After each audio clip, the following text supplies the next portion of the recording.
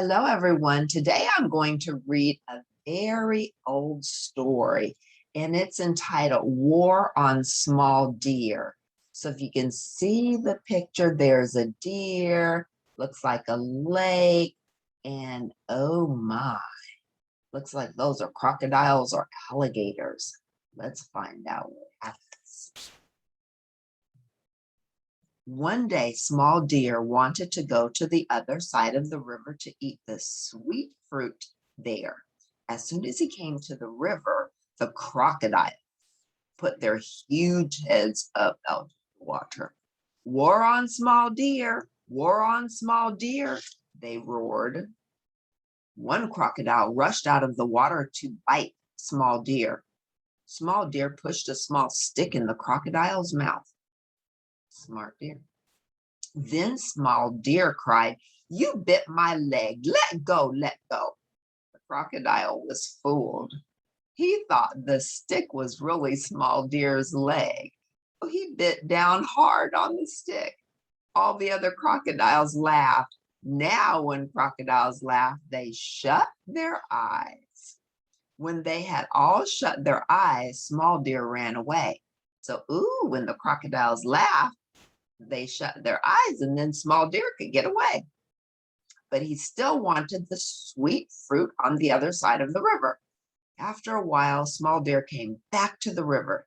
He could not see any crocodiles there, but something was floating in the middle of the river.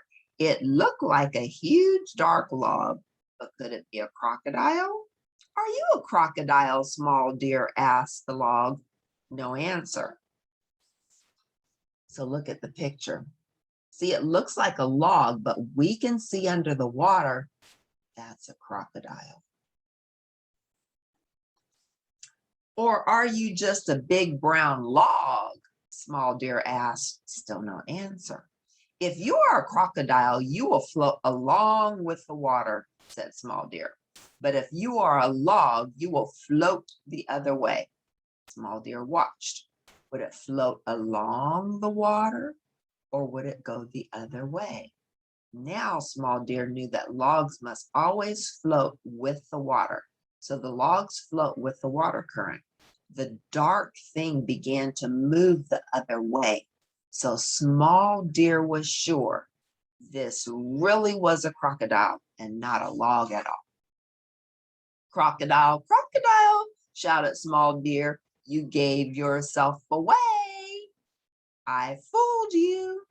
All at once, all the crocodiles put their long heads out of the water and roared, "War on Small Deer! War on Small Deer!" So here's the deer saying what he said, and then the crocodiles, and they're saying, "War on Small Deer! War on Small Deer!" Small Deer still wanted the sweet fruit on the other side of the river. He had to think of how he could get it.